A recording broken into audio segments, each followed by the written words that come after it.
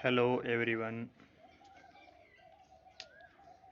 हम उदारवादी विचारधारा का अध्ययन कर रहे हैं, जिसमें हमने उदारवाद की दो चरणों के बारे में चर्चा कर ली है। पहला चरण नकारात्मक उदारवाद, दूसरा चरण सकारात्मक उदारवाद। उसकी चर्चा हमने पहले कर ली है। आज हम नव उदारवाद या समकालीन उदारवाद के बारे में चर्चा करने जा रहे हैं। ये उदारवाद का तीसरा चरण है। समकालीन उदारवाद में हम आज लिबर्टेरियनिज्म यानी स्वेच्छातंत्रवाद के बारे में चर्चा करेंगे। सबसे पहले हम ये जानने का प्रयास करेंगे कि नव उदारवाद यानी उदारवाद का जो तीसरा चरण था वो क्यों आया, उसकी क्यों ज़रूरत पड़ी। क्योंकि प्रथम चरण में राज्य के कार्य नकारात्मक थे। राज्य जनता की सुख सुविधाओं से संबंधित कोई कार्य नहीं करता था, सिर्फ समाज में व्यवस्था बनाए रखने का काम करता था। तो समाज में अनेक प्रकार की विसंगतियां आ गई, गरीबी, अशिक्षा, सुविधाओं की कमियां, शोषण, जिसके कारण उदारवादियों ने अपने आप में संशोधन किया और कल्याणकारी राज्य की बात की, जिसको हम उदारवाद का दूसरा चरण बोलते हैं, सकारात्मक उदारवाद। सकारात्मक उदारवाद में कल्याणकारी राज्य के ऊपर बहुत ज़्यादा बल दिया गया। लोगों की सामाजिक, आर्थिक, राजनीतिक सुविधाओं का ध्यान रखा गया। मूलभूत आवश्यकताएं लोगों को दी गई, शिक्षा, चिकित्सा, स्वास्थ्य, सड़क, बिजली, पानी। तो अब प्रश्न उठता है कि जब लोगों को राज्य ने बहुत प्रकार की सुख सुविधाएं दी, उनको सामाजिक सुरक्षा उपलब्ध कराई, पेंशन दी, बीमा किया, तो इसमें क्या समस्या उत्पन्न हुई, तीसरे चरण की क्यों आवश्यकता पड़ी। तो इसको हम पहले जानेंगे कि नव उदारवाद की क्यों आवश्यकता पड़ी, क्यों उदारवादियों ने एक बार अपने आप में संशोधन किया, अपने विचारों में संशोधन किया। तो इसके लिए हम पहले कल्याणकारी राज्य कैसे व्यवहार में कार्य कर रहा था, कल्याणकारी राज्य के सामने क्या क्या समस्याएं आई, जिसके कारण उदारवादियों ने अपने आप में परिवर्तन कर लिया और नव उदारवाद की बात करने लग गए। तो सबसे पहले अपन यही देखेंगे कि कल्याणकारी राज्य की कौन सी ऐसी समस्याएं थी जिसके कारण उदारवादियों को कल्याणकारी राज्य को पीछे ले जाना पड़ा और वापस पूंजीवादी अर्थव्यवस्था, बाजारवादी अर्थव्यवस्था की बात करनी पड़ी। तो आइए हम देखते हैं कल्याणकारी राज्य के सामने कौन कौन सी चुनौतियां आई, कौन कौन सी समस्याएं आई। आप जानते हो कल्याणकारी राज्य के अंतर्गत राज्य ने अर्थव्यवस्था पर नियंत्रण कर लिया था, उद्योगों के ऊपर नियंत्रण कर लिया था, और जो बड़े बड़े उद्योग थे उन पर तो राज्य का नियंत्रण था और जो छोटे मोटे उद्योग थे वो निजी क्षेत्र में थे। उद्योगों पर नियंत्रण इसलिए किया ताकि राज्यों के पास बहुत सारे संसाधन आए, उनके पास पैसे आए और उस पैसे का उपयोग वो जनता की भलाई के लिए कर सकें। ये उनका उद्देश्य था अर्थव्यवस्था पर नियंत्रण करने का। जब सरकार के हाथ में विभिन्न उद्यम होते हैं तो सरकार लाभ के लिए तो कार्य करती नहीं, सरकार तो जनता की भलाई के लिए कार्य करती है। जैसे रेल चलती है तो रेलवे में आप जानते हो बहुत कम किराया होता है, क्योंकि सरकारी उद्यम है, जनता की सुविधा के लिए रेल चलाई गई है।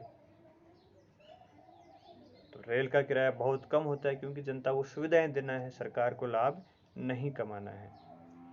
तो इस प्रकार जो बड़े बड़े उद्योग थे उन पर राज्य का नियंत्रण हो गया था ताकि जनता की सुख सुविधाओं को बढ़ाया जा सके। तो अब इसमें समस्या कहाँ आई? देखिए, दो तीन प्रकार की समस्याएं कल्याणकारी राज्य के कारण उत्पन्न हुई थी। पहली जो समस्या आई थी वो थी आर्थिक विसंगति उत्पन्न हो गई। कल्याणकारी राज्य के कारण क्या हुआ? आर्थिक विषमता पैदा हो गई। दूसरी जो समस्या आई थी वो थी स्वतंत्रता पर खतरा उत्पन्न हुआ कल्याणकारी राज्य के कारण, क्योंकि उदारवाद का मूल तत्व तो स्वतंत्रता ही है।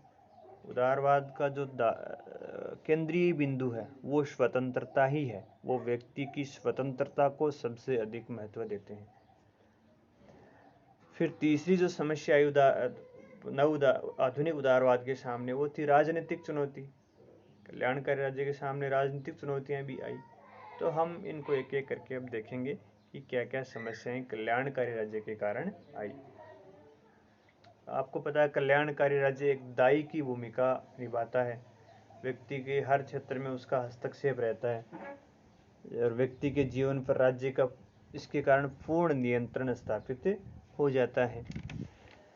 तो पहली जो समस्या आती है आर्थिक विषमता, वो इसलिए आई क्योंकि जब उद्योग सरकार के नियंत्रण में रहते हैं तो प्रतिस्पर्धा का अभाव होता है। भाई जब उद्योग निजी क्षेत्र में रहते हैं तो प्रतिस्पर्धा बहुत ज़्यादा होती है और जब सरकारी नियंत्रण में होते हैं तो प्रतिस्पर्धा बिल्कुल भी नहीं होती।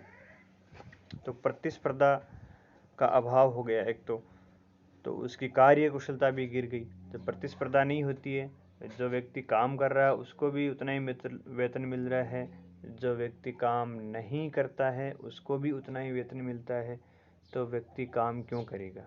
नहीं करता, ये व्यक्ति का स्वभाव है। तो सरकारी क्षेत्र में उद्योग होने के कारण उद्योगों में प्रतिस्पर्धा बिल्कुल भी नहीं रही, जिसके कारण उनकी जो कुशलता थी, गुणवत्ता थी, वो गिर गई। नंबर एक बात। दूसरा, कल्याणकारी राज्य में सामाजिक वस्तुओं के वितरण पर बहुत ज़्यादा बल दिया जाता है। सामाजिक वस्तुओं का मतलब यही, अनाज मान लीजिए, पेंशन मान लीजिए, चावल मान लीजिए, गेहूँ मान लीजिए, केरोसिन तेल, दवाइयाँ मान लीजिए। तो इस प्रकार की वस्तुओं का वितरण कल्याणकारी राज्य में बल दिया जाता है वस्तुओं के वितरण पर। और उद्योग सरकारी नियंत्रण में होने के कारण उत्पादन की कुशलता बढ़ नहीं रही थी। इसके कारण राज्य के पास आर्थिक संसाधनों का अभाव हो गया। जब उत्पादन बढ़ नहीं रहा था, वस्तुओं का वितरण ज़्यादा हो रहा था, तो क्या हुआ? राज्य अधिभारित हो गया, ओवरबर्डन्ड हो गया। राज्य के पास आर्थिक संसाधनों का बहुत ज़्यादा अभाव हो गया, जिसके कारण राज्य की अर्थव्यवस्था डूबने लग गई और राज्य की आर्थिक स्थिति डामाडोल होने लग गई।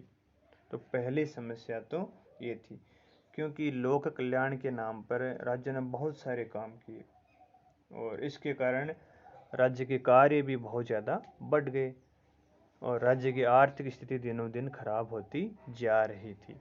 तो पहली समस्या तो आर्थिक समस्या आई कल्याणकारी राज्य के सामने। और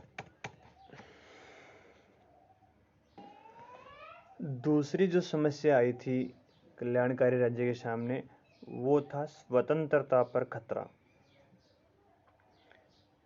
स्वतंत्रता पर खतरा इसलिए हो गया क्योंकि राज्य के जब काम बढ़ते हैं तो राज्य का जीवन के हर क्षेत्र पर पूर्ण नियंत्रण स्थापित हो जाता है, जिससे व्यक्ति की स्वायत्तता, व्यक्ति की पहल करने की स्वतंत्रता में कमी आती है। जब राज्य ही हमको सब कुछ दे रहा है, रोटी, कपड़ा, मकान, शिक्षा, स्वास्थ्य, पेंशन, छात्रवृत्ति, पुस्तकें, तो व्यक्ति काम क्यों करेगा? राज्य का बढ़ता हुआ जो सुविधाएं बढ़ाता है राज्य, उसका परिणाम ये होता है कि व्यक्ति गुलाम बन जाता है, व्यक्ति कुछ भी पहल नहीं करता है, क्योंकि जब सब कुछ बैठे बैठे ही मिल रहा है तो कौन व्यक्ति काम करेगा। तो दूसरा जो खतरा आया कल्याणकारी राज्य के कारण वो स्वतंत्रता पर था, क्योंकि जब सब कुछ फ्री में मिलता है तो न तो कोई व्यक्ति उद्योग लगाएगा, न कोई व्यक्ति कोई नया आविष्कार करेगा, तो इसके कारण व्यक्ति की पहल करने की जो क्षमता होती है, आगे बढ़ने की जो क्षमता होती है, उसमें कमी आती है। व्यक्ति अपने पैरों पर खड़ा होता ही नहीं है, क्योंकि सब कुछ तो राज्य के द्वारा मिल जाता है। दूसरी जो समस्या आती है वो व्यक्ति की स्वायत्तता प्रभावित होती है, क्योंकि सब कुछ राज्य मिल रहा है। या परिवार में मान लीजिए सब एक व्यक्ति कमा रहा है तो दूसरा व्यक्ति नहीं कमाएगा, कि भाई हमें बड़ा भाई है, बड़ा भाई कमा रहा है तो हमें इसे थोड़ा बहुत मिल जाएगा। तो व्यक्ति क्या होता है, गुलाम बन जाता है, उसकी स्वायत्तता प्रभावित होती है, व्यक्ति की स्वायत्तता कम हो जाती है। और जब काम ही नहीं करेगा, उद्योग भी नहीं लगेगा, रोजगार भी नहीं करेगा, तो क्या होगा, व्यक्ति की दूसरे के ऊपर निर्भरता बढ़ जाती है, क्योंकि सब कुछ तो राज्य ही दे रहा है या परिवार ही दे रहा है। तो ये दूसरी प्रकार की समस्या कल्याणकारी राज्य के सामने आई, कि व्यक्ति की पहल करने की क्षमता कम हो जाती है, व्यक्ति की स्वायत्तता प्रभावित हो जाती है, और तीसरा व्यक्ति की निर्भरता बहुत बढ़ जाती है, क्योंकि सब कुछ तो राज्य ही उसको करके दे रहा है।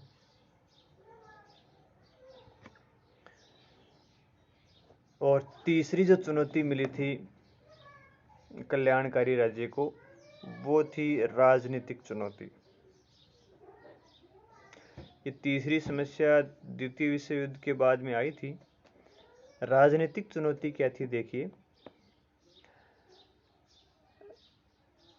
सोवियत संघ की और फांसीवादियों की हम बात करें तो सोवियत संघ भी कल्याणकारी राज्य था और फांसीवादी भी अपने आप को कल्याणकारी अर्थव्यवस्था या राज्य मानते थे।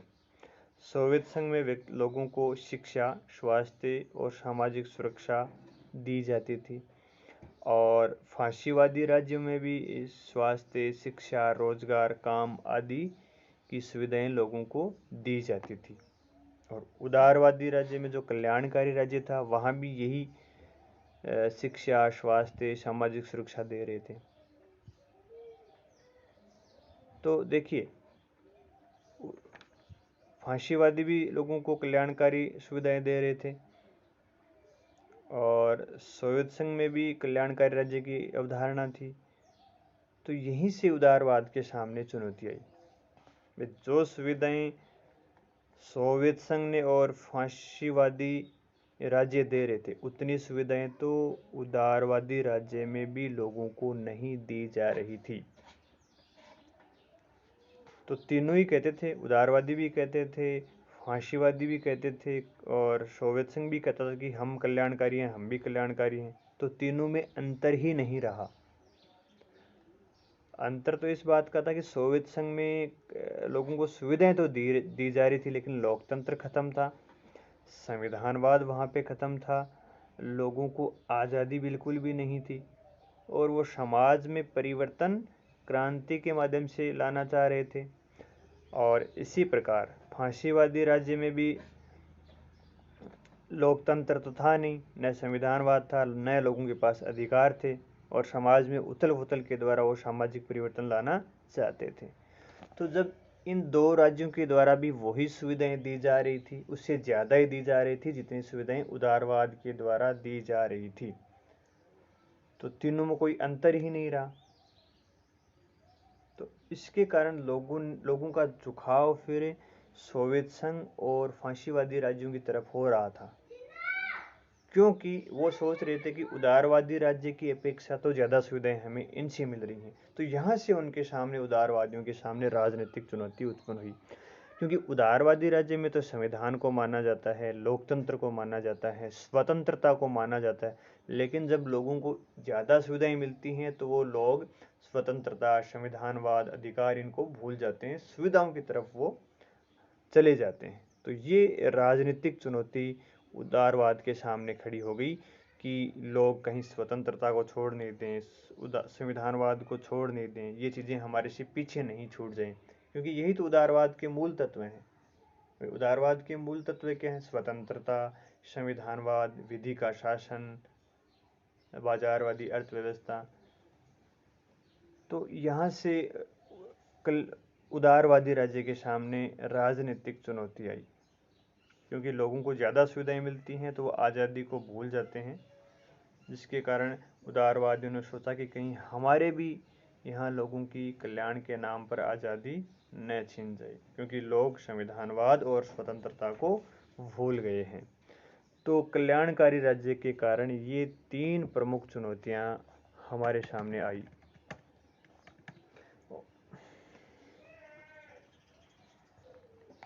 तो इस प्रकार हम देखते हैं कि कल्याणकारी राज्य के कारण व्यक्ति की स्वायत्तता, व्यक्ति की स्वतंत्रता में तो ह्रास हुआ ही हुआ, राज्य की गतिविधियां भी अकुशल हो गई, अर्थव्यवस्था खस्ताहाल हो गई, और साथ में फांसीवादी और सोवियत संघ और नाजीवादी व्यवस्थाओं ने भी स्वयं को कल्याणकारी कहा, जिससे व्यक्ति की स्वतंत्रता पर स्पष्ट संकट हमें प्रतीत होने लग गया। और ब्रिटेन की अर्थव्यवस्था, जहाँ ब्रिटेन में तो सबसे पहले उसको अपनाया गया था उदारवाद यानी कल्याणकारी राज्य को, तो ब्रिटेन की अर्थव्यवस्था भी संकटग्रस्त लगने लग गई थी, जिसके कारण 1979 में ब्रिटिश प्रधानमंत्री मार्गरेट थैचर ने कल्याणकारी राज्य की संकल्पना का परित्याग करते हुए आर्थिक उदारवाद को वापस अपनाया। क्योंकि ब्रिटेन में कल्याणकारी राज्य पर बहुत ज़्यादा बल दिया गया, तो ब्रिटेन की अर्थव्यवस्था भी खस्ताहाल हो गई। तो उन्होंने कहा कि भाई अब हम कल्याणकारी राज्य को और आगे नहीं चला सकते, हमें ही खुद को ही अभी सहायता की आवश्यकता है। और इसी प्रकार की स्थिति अमेरिका में हुई। अमेरिका में भी राष्ट्रपति रोनाल्ड रेगन ने बाजारवादी नीतियों का समर्थन किया था, लेकिन उन्होंने भी अब कल्याणकारी राज्य से अपने हाथ पीछे खींचना शुरू कर दिया कि हम और अधिक खर्च नहीं कर सकते, क्योंकि जो पैसा था उन्होंने हेल्थ पे, एजुकेशन पे तो खर्च कर दिया, जिसके कारण अमेरिका की भी हालत खराब हो गई थी।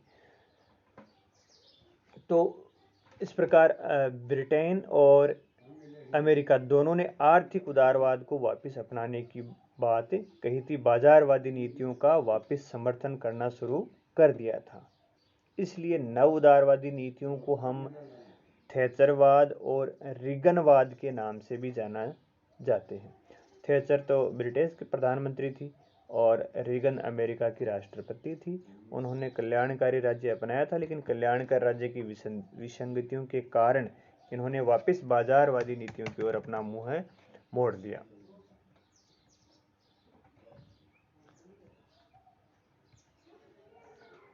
तो हालांकि ब्रिटिश प्रधानमंत्री मार्गरेट थैचर ने कल्याणकारी राज्य में उत्पन्न विसंगतियों को सुधारने का प्रयास तो किया था। उन्होंने राज्य के द्वारा संचालित उद्योगों के निजीकरण और राज्य के कल्याणकारी खर्च को सीमित करने का प्रयास किया था। इसी प्रकार अमेरिका के राष्ट्रपति ने भी राज्य के बढ़ते भारी भरकम आकार को सीमित करने की कोशिश की थी। इससे स्पष्ट होता है कि वे कल्याणकारी राज्य में भी करों में सुधार की आवश्यकता थी, और साथ ही साथ समाजवादी अर्थव्यवस्था भी संकट की ओर जाने लग गई थी, क्योंकि सोवियत संघ भी धीरे धीरे, सोवियत संघ जो कल्याणकारी राज्य था सबसे बड़ा, उसकी हालात भी धीरे धीरे खत्म होना शुरू, उसकी अर्थव्यवस्था भी धीरे धीरे खस्ताहाल होना शुरू हो गई थी, जिसके कारण समाजवादी अर्थव्यवस्था का भी, समाजवाद का जो आकर्षण था लोगों की तरफ, वो भी फीका पड़ने लग गया था। तो इन सभी कारणों से नव उदारवाद की ओर उदारवादियों ने सोचना आरंभ किया था। तो नव उदारवाद या स्वेच्छातंत्रवाद उत्पन्न होने के क्या कारण हैं? पहला, हम कह सकते हैं कल्याणकारी राज्य की विफलता। जो सकारात्मक उदारवादियों ने कल्याणकारी राज्य अपनाया था वो बिल्कुल भी विफल हो गया। राज्य अधिभारित हो गया, इतने राज्य के काम बढ़ गए कि राज्य के समक्ष, खुद के समक्ष ही गंभीर संकट उत्पन्न हो गया। ऐसी स्थिति में ये विचार प्रकट हुआ कि भाई राज्य को अपने कार्यों को सीमित करना चाहिए और निजी क्षेत्र को प्रोत्साहन देना चाहिए। तो पहला जो कारण माना जाता है नव उदारवाद के उत्पन्न होने का, वो है कल्याणकारी राज्य की विफलता। दूसरा, कल्याणकारी राज्य के कारण राज्य के काम बहुत ज़्यादा बढ़ गए, जिससे व्यक्ति की स्वतंत्रता सीमित हो गई। दूसरा कारण ये भी माना जाता है व्यक्ति की स्वतंत्रता सीमित होना, और व्यक्ति की स्वतंत्रता को उदारवादी किसी भी कीमत पर कम नहीं करना चाहते। तीसरा जो कारण माना जाता है फांसीवाद और सर्वाधिकारवाद राज्यों का उदय।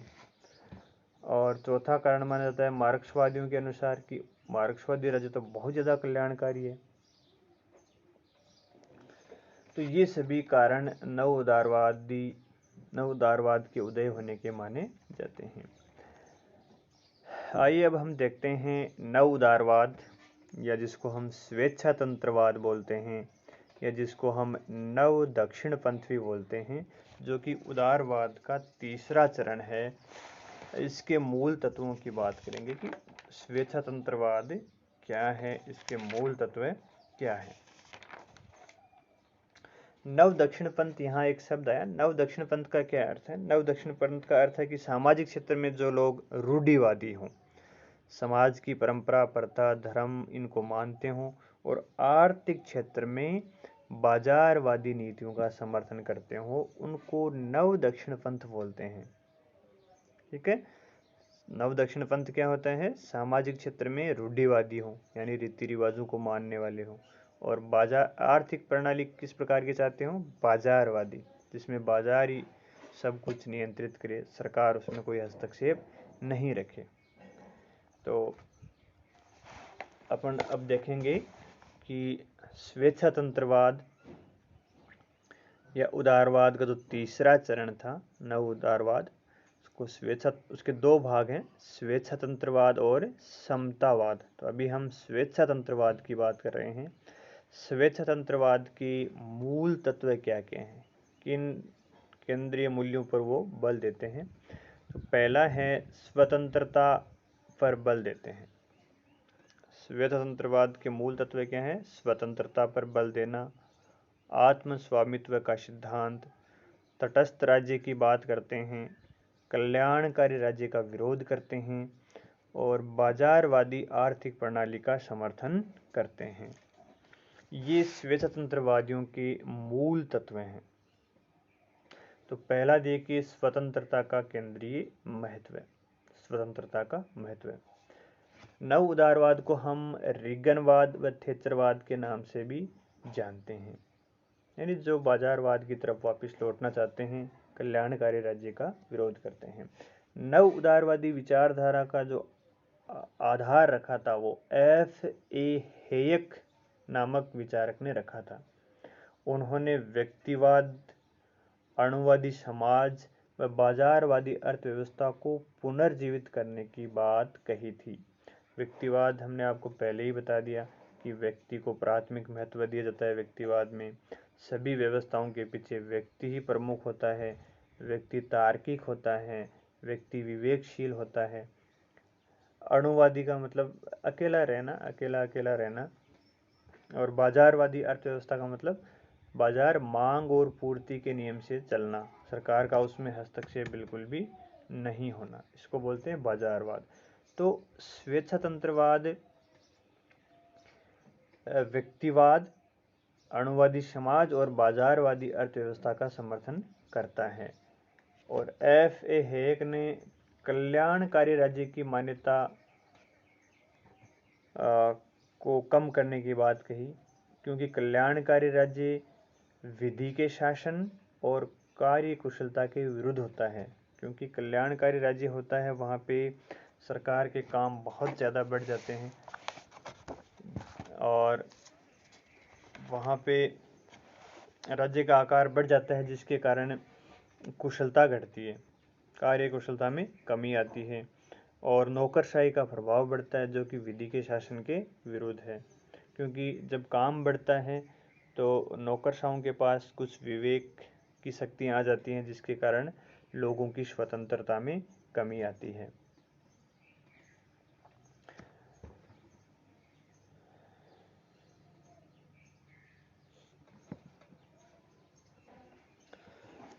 तो नव उदारवाद या स्वेच्छातंत्रवाद में व्यक्ति की स्वतंत्रता पर ज़्यादा बल दिया जाता है। क्योंकि हेयक का मानना है कि गरीबों के कल्याण के नाम पर प्रशासन व नौकरशाही का आकार बढ़ जाता है, नौकरशाही शक्तिशाली हो जाती है, इंस्पेक्टर लाइसेंस राज आ जाता है, जिसके कारण व्यक्तियों की स्वतंत्रता में कमी होती है। तो उन्होंने कल्याणकारी राज्य की आलोचना की और अपनी प्रसिद्ध पुस्तक द रोड टू सर्फडम में समाजवाद की, राज्य नियंत्रित अर्थव्यवस्था की और कल्याणकारी राज्य की आलोचना की है। दूसरा देखिए आत्म स्वामित्व का सिद्धांत। दूसरा जो स्वेच्छातंत्रवाद का मूल तत्व है वो है आत्म स्वामित्व का सिद्धांत। ये सिद्धांत रॉबर्ट नोजिक ने दिया था। रॉबर्ट नोजिक ने नव उदारवाद का दार्शनिक आधार रखते हुए कहा कि प्रत्येक व्यक्ति अपने शरीर और बुद्धि का स्वामी है। आत्म स्वामित्व का क्या मतलब है कि प्रत्येक व्यक्ति अपने शरीर और बुद्धि का स्वामी है, इसलिए शरीर और बुद्धि के द्वारा संपत्ति अर्जित करने का व्यक्ति को अधिकार है और इस संपत्ति का स्वामी व्यक्ति ही है। इसलिए नव उदारवादियों ने व्यक्ति की असीमित संपत्ति का समर्थन किया। नोजिक के अनुसार एक ही आधार पर व्यक्ति की संपत्ति को सीमित किया जा सकता है। अगर किसी ने धोखाधड़ी से कोई संपत्ति अर्जित की है तो उसकी संपत्ति को छीन सकते हैं, अन्यथा किसी व्यक्ति की संपत्ति को नहीं छीन सकते, क्योंकि व्यक्ति अपने शरीर और बुद्धि का स्वामी है और अपने शरीर और बुद्धि से वैध तरीके से जो संपत्ति कमाता है उस पर व्यक्ति का ही अधिकार होता है। तो आपके समझ में आ गया होगा आत्म स्वामित्व का सिद्धांत, यानी व्यक्ति अपने शरीर और बुद्धि का मालिक खुद ही होता है। ये नोजिक ने कही थी। तीसरी बात, तटस्थ राज्य। तटस्थ राज्य का क्या मतलब है? उन्होंने कहा, नवउदारवादियों ने कहा कि व्यक्ति की स्वतंत्रता का बहुत अधिक महत्व है और कहा कि प्रत्येक व्यक्ति को चयन का अधिकार है और राज्य किसी व्यक्ति के लिए ये सुनिश्चित नहीं करेगा कि उसे किस प्रकार का चयन करना है, अपितु राज्य अंपायर की भूमिका में काम करेगा। राज्य हमें ये नहीं बताएगा कि आपको ये करना है या वो करना है। राज्य क्या रहेगा? तटस्थ रहेगा, एम्पायर की तरह रहेगा, बस व्यवस्था बनाए रखेगा और जिसका उद्देश्य किसी विशेष जीवन शैली को बढ़ावा नहीं देना, अपितु ये सुनिश्चित करना है कि लोक व्यवस्था एवं समझौते की स्वतंत्रता बनी रहे। स्वेच्छातंत्रवादी तटस्थ राज्य की बात करते हैं या मिनिमल स्टेट की बात करते हैं या सीमित राज्य की भी बात करते हैं। अलग अलग नाम हो सकते हैं लेकिन सभी का अर्थ एक ही है। इसको न्यूनतम राज्य भी हम बोल सकते हैं, जिसको मिनिमल स्टेट नोजिक ने कहा था। सीमित राज्य भी कह सकते हैं। नाम थोड़ा सा नया है, बाकी अर्थ यही है कि राज्य सिर्फ लोक व्यवस्था बनाए रखने का काम करेगा और समझौते की स्वतंत्रता बनाए रखने का काम करेगा। इसके अलावा राज्य हमें कुछ भी नहीं कहेगा। राज्य सिर्फ एम्पायर की भूमिका में काम करेगा। यह है तटस्थ राज्य। फिर चौथा जो मूल तत्व है स्वेच्छातंत्रवाद का, वो है कल्याणकारी राज्य का विरोध। स्वेच्छातंत्रवादी कल्याणकारी राज्य का विरोध करते हैं और वो रोलिंग बैक की बात करते हैं कि स्टेट को, राज्य को अपने भारी भरकम काम को छोड़कर वापस पीछे हो जाना चाहिए। पीछे होने का मतलब उसको पुलिस राज्य की भांति काम करना चाहिए, न्यूनतम राज्य की तरह काम करना चाहिए। कल्याणकारी राज्यों से उसको पीछे हट जाना चाहिए। ऐसा स्वेच्छातंत्रवादियों ने क्यों कहा, इसका कारण क्या है? स्वेच्छातंत्रवादियों ने रोलिंग बैक की बात क्यों की? क्योंकि उनके अनुसार कल्याणकारी राज्य का लाभ गरीबों को नहीं मिलता है, अपितु जो मध्यम वर्ग होता है उसको मिलता है। जो वास्तविक हकदार होता है उसको नहीं मिलता। आप भी देखते होंगे समाज में, गांव में, शहर में, जो राज्य की सहायता का वास्तविक अधिकारी होता है उस तक तो वो सहायता पहुंच ही नहीं पाती है। इधर उधर बीच में ही नौकरशाही या अधिकारी वर्ग या जो बिचौलिए होते हैं वो राज्य की सहायता को हड़प लेते हैं और वास्तविक वंचित व्यक्ति तक राज्य की सहायता पहुंच ही नहीं पाती है। इसी बात का विरोध स्वेच्छातंत्रवादियों ने किया था। और स्वेच्छातंत्रवादियों ने प्रगतिशील करारोपण का भी विरोध किया था। प्रगतिशील करारोपण क्या होता है कि जो व्यक्ति ज्यादा कमाता है उसको ज्यादा टैक्स देना पड़ेगा, कम कमाता है उसको कम टैक्स देना पड़ेगा। तो स्वेच्छातंत्रवादियों ने इस बात का भी विरोध किया था। उन्होंने कहा कि भाई ये जो सिद्धांत है ये समान कार्य व समान वेतन के विरुद्ध है, क्योंकि जो ज़्यादा काम कर रहा है उसको ज़्यादा वेतन मिलना चाहिए, जो कम कर रहा है उसको कम मिलना चाहिए। यहाँ उल्टा हो रहा है, जो ज़्यादा काम कर रहा है ज़्यादा वेतन कमा रहा है उसका टैक्स ज़्यादा लगेगा और जो कम कर रहा है उसका कम लगेगा। तो स्वतंत्रवादियों का कहना है कि प्रगतिशील करारोपण की व्यवस्था हमें नहीं रखनी चाहिए, क्योंकि प्रगतिशील करारोपण के द्वारा कुशल व्यक्ति को दंडित किया जाता है। भाई जो ज्यादा कमाता है, कौन कुशल होता है वही तो कमाता है और उससे ज्यादा टैक्स लेती है सरकार। तो ये कुशल व्यक्ति को दंडित करने के समान है, इसको हम नहीं मानते। ये बात स्वेच्छातंत्रवादियों ने कही थी। हाँ, ये बात भी ध्यान देने योग्य है कि स्वेच्छातंत्रवादियों ने राज्य के कल्याणकारी राज्यों का पूर्णतः विरोध नहीं किया, बल्कि राज्य द्वारा आर्थिक गतिविधियों पर एकाधिकार का उन्होंने विरोध किया था। हेयक ने जो कल्याणकारी राज्य की संकल्पना का विरोध किया था, वो जो ब्रिटेन में प्रयोग हुई थी कल्याणकारी राज्य की संकल्पना, उसका विरोध किया था, क्योंकि उन्होंने बाजारवादी अर्थव्यवस्था का समर्थन किया। और बाजारवादी अर्थव्यवस्था का समर्थन करते हुए भी उन्होंने कहा है कि राज्य अभावग्रस्त लोगों के लिए कुछ सुविधाएं उपलब्ध करा सकता है, बाकी लोगों के लिए कोई सुविधा उपलब्ध नहीं करानी चाहिए। जो व्यक्ति वंचित वर्ग के हैं, अभावग्रस्त हैं, दुर्भाग्यशील हैं, उनको सुविधा उपलब्ध करा सकता है, अन्यथा अन्य लोगों को सुविधा उपलब्ध नहीं करानी चाहिए। सभी लोगों को समान सुविधाएं उपलब्ध कराने का विरोध स्वतंत्रवादी करते हैं। और हेग ने यह भी स्पष्ट किया कि किसी के साथ अन्याय होना और दुर्भाग्यशाली होना, इसमें भी अंतर होता है।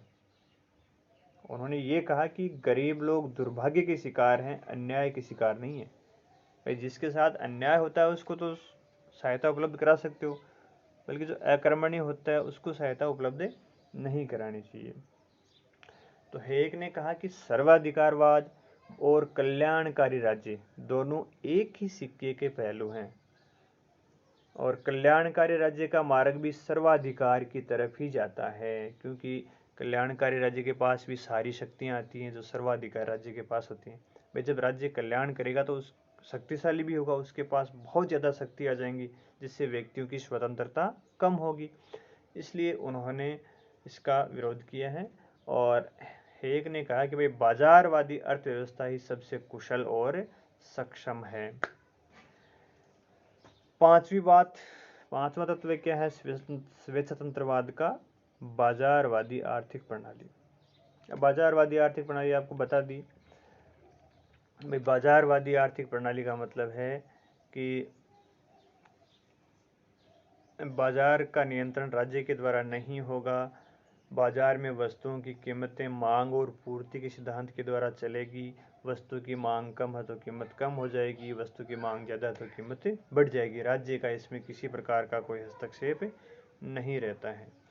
और अगर हमें स्वतंत्रता देखनी हो तो बाजार में हमें सबसे अधिक स्वतंत्रता मिलती है। सबसे अधिक स्वतंत्रता बाजार ही देता है, क्योंकि बाजार में बाध्यता नहीं होती है। जब आप बाजार में जाते हो, अब जेब में पैसे होते हैं तो आप कुछ भी खरीद सकते हो, स्वतंत्र हो, कोई आपको बताएगा नहीं कि क्या खरीदना है क्या नहीं खरीदना। और जब पैसे हों तो कुछ नहीं खरीद सकते। यानी वहाँ पे आप जाके बाजार में हर व्यक्ति स्वतंत्र है।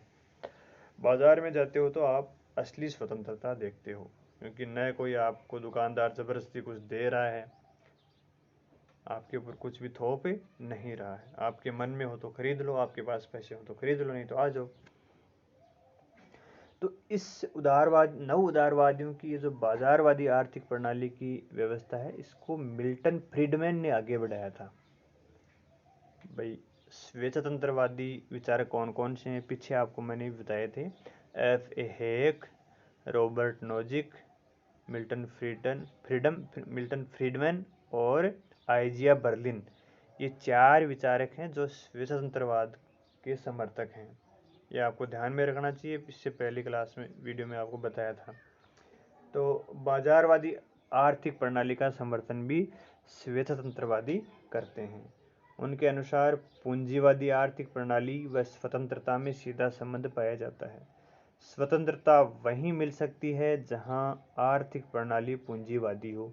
अब पूंजीवादी आर्थिक प्रणाली का मतलब क्या है कि भाई उद्योग निजी व्यक्तियों के स्वामित्व में होंगे, बाजार में प्रतिस्पर्धा होगी, उद्योग में प्रतिस्पर्धा होगी, संपत्ति के मालिक भी जो निजी व्यक्ति हैं वही होंगे, बाजार मांग और पूर्ति के हिसाब से चलेगा, यानी सरकार का हस्तक्षेप नहीं होगा।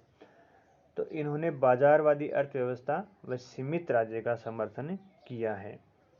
नव उदारवादियों में रॉबर्ट नोजिक एक अतिवादी विचारक हैं, क्योंकि उन्होंने राज्य के बिल्कुल न्यूनतम कार्यों का समर्थन किया। जो हम मिनिमल स्टेट की बात कर रहे थे, मिनिमल MINIMAL, मिनिमल स्टेट, ये मिनिमल स्टेट की बात रॉबर्ट नोजिक ने की है। उन्होंने कहा कि भाई राज्य के काम तो बिल्कुल भी कम होने चाहिए, क्योंकि उनका कहना है कि व्यक्ति अपनी क्षमता व प्रतिभा का स्वामी है। अतः व्यक्ति द्वारा अर्जित संपत्ति और वस्तुओं पर उसी का ही स्वामित्व है, किसी दूसरे व्यक्ति का स्वामित्व नहीं है। उन्होंने अणुवादी समाज को स्वीकार किया है और कहा है कि समाज का अस्तित्व व्यक्तियों से पृथक नहीं होता। और उन्होंने तो यहाँ तक कहा है कि राज्य का कार्य केवल पुलिस व सुरक्षा के लिए ही होना चाहिए, इससे ज़्यादा राज्य को कोई भी कार्य नहीं करना चाहिए। और इसलिए उन्होंने न्यूनतम करारोपण का समर्थन भी किया है। तो ये स्वेच्छातंत्रवाद के मूल तत्व हैं, यानी स्वतंत्रता को महत्व देते हैं, आत्मस्वामित्व का सिद्धांत देते हैं, जिसका मतलब है व्यक्ति अपने शरीर और बुद्धि का स्वामी है। तटस्थ राज्य की बात करते हैं, यानी राज्य ज़्यादा हस्तक्षेप नहीं करे। कल्याणकारी राज्य का विरोध करते हैं, रोलिंग बैक की बात करते हैं। और 5वां है बाजारवादी अर्थव्यवस्था का समर्थन करते हैं। इसके बाद में हम देखेंगे नव उदारवाद की जो दूसरी धारा है, समतावाद। नव उदारवाद के 2 प्रकार आपको बताए थे, स्वेच्छातंत्रवाद और समतावाद। आगे हम समतावाद की बात करेंगे।